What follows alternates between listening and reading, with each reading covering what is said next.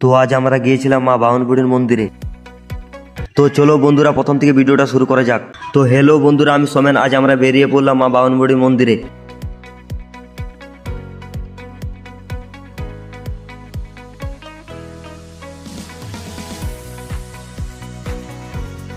তো অবশেষে মেলার সামনে এসে পৌঁছালাম। তো হেঁটে হেঁটে মায়ের মন্দিরের দিকে এগোতে থাকলাম। তারপর মেলার পরিস্থিতি দেখতেই পারছো কি পরিমাণে ভিড় হয়েছে। চলে এসেছি মা বামনবুড়ির মন্দিরের কাছে। অবশেষে মায়ের মন্দিরে উঠলাম।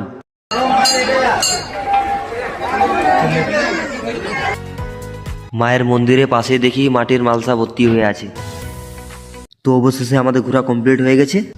তো বাড়ি যাওয়ার জন্য আমরা বেরিয়ে পড়েছি।